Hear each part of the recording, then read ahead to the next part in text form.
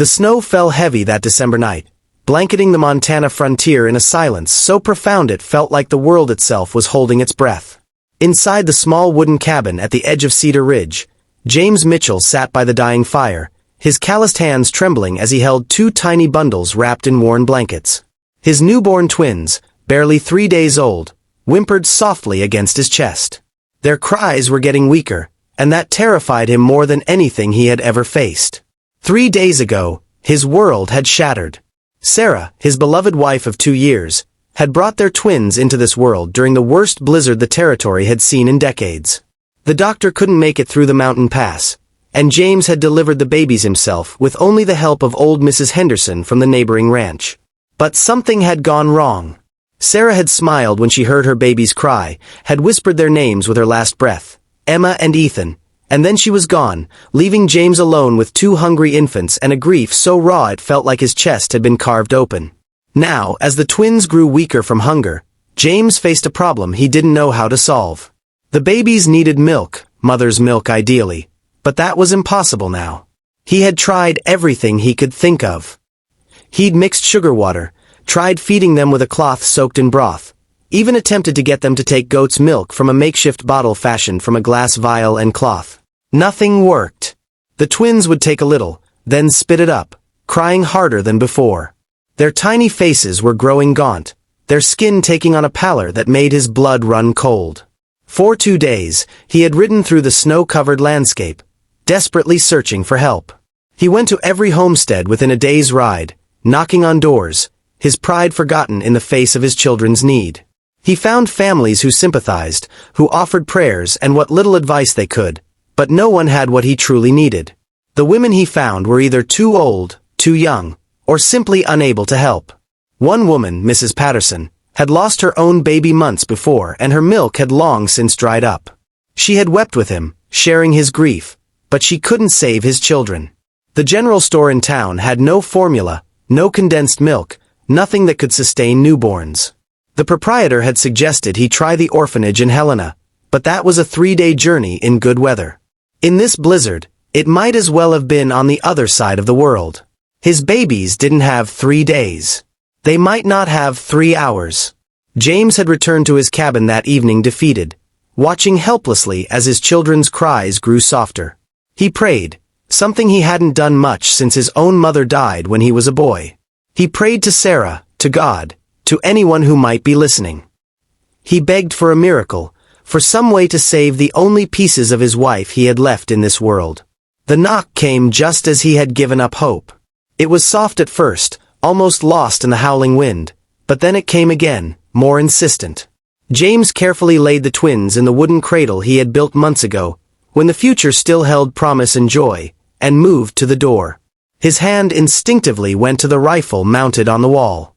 Visitors after dark and winter were rare, and rarely brought good news. When he opened the door, the wind nearly tore it from his hands. Standing on his porch, covered in snow and shivering violently, was a young woman he had never seen before. She wore a bright orange blouse that seemed almost defiant against the white landscape, and a long skirt with faded floral patterns that was soaked through at the hem. Her dark hair hung in wet tangles around her face, and her lips were blue with cold. But her eyes were alert and focused, fixed on him with an intensity that made him step back. "Please," she said, her voice barely audible over the storm. "I saw your light. I've been walking for hours. I need shelter." James hesitated only a moment before pulling her inside. Whatever else he might be, he wasn't the kind of man who left someone to freeze to death on his doorstep. The woman stumbled in, and he quickly shut the door against the bitter cold. She stood there dripping on his floor, hugging herself and shaking so hard her teeth chattered. "By the fire," he said gruffly, gesturing to the hearth. "You'll catch your death." She moved toward the warmth, but then she froze. The twins had begun crying again, that weak, pitiful sound that had been haunting James's nightmares. The woman's head snapped toward the cradle, and something changed in her expression. Without asking permission, she crossed the room and looked down at the babies. "How old?" she asked, her voice suddenly steady despite her shivering. 3 days, James said, moving to stand beside her protectively. "Their mother," She didn't make it. The woman's hand went to her mouth, and for a moment, James thought he saw tears in her eyes. But when she looked up at him, her gaze was clear and determined. "They're starving," she said. It wasn't a question. James felt his throat tighten. "I've tried everything. I've been to every ranch, every home within riding distance. No one can help. I don't know what else to do." The woman was quiet for a long moment, staring down at the twins. Then she began unbuttoning her wet coat with trembling fingers. "I can help," she said softly. James didn't understand at first. "I appreciate the offer, ma'am, but unless you know where I can find milk or formula." "I have milk," she interrupted, and the way she said it made him finally comprehend. He stared at her, afraid to hope. You're. "I was," she said, and now the tears did fall. "My baby. He was born 6 weeks ago. He died 4 days ago. Fever took him in a single night. I couldn't save him." Her voice broke, but she steadied herself. "I left my husband's house. He blamed me, said I was cursed. I didn't know where to go. I've just been walking. But I still have milk. My body doesn't know my baby is gone." James felt his own eyes burning. "Ma'am, I couldn't ask you to." "You're not asking. I'm offering." She looked at him with fierce determination. "Your babies are dying. I can't save my son, but maybe I can save them. Please. Let me do this." What happened next felt like a dream. The woman, she told him her name was Elena Rivera, took Emma first, the smaller of the twins. James turned away to give her privacy, busying himself with stoking the fire and finding dry clothes for her. But he could hear it, the soft sounds of his daughter feeding, really feeding, for the first time since Sarah died. When Elena called him back, Emma was sleeping peacefully in her arms, and there was color in the baby's cheeks. Then Elena fed Ethan, and James watched his son's tiny hands clutch at her, watched him drink with desperate hunger that gradually gave way to contentment. When both babies were sleeping soundly, truly sleeping instead of lying in that frightening half-conscious state they'd been in, James felt something break inside him. He turned away and wept silently, his shoulders shaking with the force of emotions he'd been holding back for days. Elena said nothing. She simply sat there, holding his children, giving them the one thing he couldn't provide, the gift of life itself. As the night deepened and the storm continued its assault on the little cabin, they talked. Elena told him about her life in New Mexico, about the husband who had courted her with poetry but revealed a cruel streak after their wedding. About the joy of her pregnancy and the devastating loss of her son. About walking away from everything she knew because staying meant dying inside a little more each day. James told her about Sarah, about their dreams of building a ranch and raising a family. About the happiness they'd found in this harsh land and the cruelty of her being taken just when their dreams were becoming real.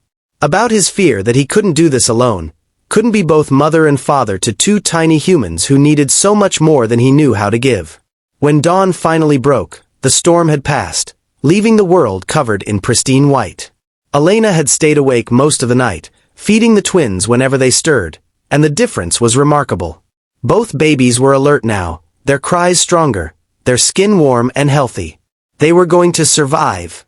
James stood at the window, watching the sunrise paint the snow in shades of pink and gold. Elena came to stand beside him, wrapped in one of Sarah's old shawls. "I should go," she said quietly. "I've imposed enough." "Go where?" James asked, and he meant it. "You've got no home, no money as far as I can tell, and winter's just beginning. Where exactly would you go?" Elena was silent. James turned to face her. "Those babies need you." "Not just today, but for weeks, maybe months. I can't pay you much, but I can offer you room and board, a safe place to stay. You'd be helping me, and maybe it might help you too. To heal, I mean." Elena looked at the cradle where the twins slept peacefully. What will people say? A widower and a strange woman living under the same roof. Let them say what they want, James said firmly. My children are alive because of you. That is all that matters. She studied his face for a long moment, then slowly nodded. All right, but just until they're weaned. Then I'll find somewhere else to go. Fair enough, James agreed, though something in his chest eased at her acceptance. The weeks that followed were difficult but filled with a strange kind of hope. Elena proved to be more than just a wet nurse. She cleaned the cabin, cooked meals that were far better than James's clumsy attempts, and filled the house with a warmth it had lacked since Sarah's death. She sang to the twins in Spanish, soft lullabies that seemed to soothe them instantly. James found himself working harder on the ranch, building up supplies for winter, fixing things that had fallen into disrepair during Sarah's difficult pregnancy. They never spoke of the future, but slowly, the cabin began to feel like a home again rather than a monument to loss. The twins thrived, growing stronger and more alert every day. Elena's grief remained a shadow in her eyes, but James saw her smile sometimes when Emma grabbed her finger, or when Ethan made a funny face. One evening, 3 months after that snowy night, James came in from feeding the horses to find Elena singing while she rocked both twins. The lamplight cast a golden glow over the scene, and for a moment he could almost imagine this was how life was meant to be. Elena looked up and caught him staring. "What is it?" James cleared his throat. "I was just thinking. The twins will be weaned soon. You said you'd leave after that." Her expression became guarded. "That was our agreement. What if we made a new agreement?" James asked, moving closer. "What if you stayed? Not as a hired nurse, but as part of this family." "The twins love you. And I." He paused, choosing his words carefully. "I'd be honored if you'd consider staying. Permanently." Elena looked down at the sleeping babies, then back at him. "James, I can't replace your wife." "I'm not asking you to replace anyone," he said gently. "Sarah will always be their mother, and I'll always love her memory. But she's gone, and we're here. You, me, and these two miracles. Maybe we can't change the past, but we can build something good from what's left. If you're willing." Tears slipped down Elena's cheeks, but she was smiling. "I think," she said softly, "I'd like that very much." Outside, the snow began to fall again, but inside the cabin, the fire burned warm and bright. 2 babies who had almost died now slept peacefully, dreaming whatever dreams infants dream. And 2 broken people, brought together by tragedy and desperation, began to imagine a future neither had thought possible. Sometimes miracles don't come in grand gestures or divine interventions. Sometimes they come in the form of a knock on the door during a snowstorm, when hope seems lost and the night is darkest. Sometimes they come as second chances, as unexpected gifts that ask us to be brave enough to accept them. James Mitchell had searched desperately for milk for his newborn twins, but what he found was so much more. He found salvation in the form of a stranger who became family, proof that even in our darkest moments, grace can find us if we're willing to open the door.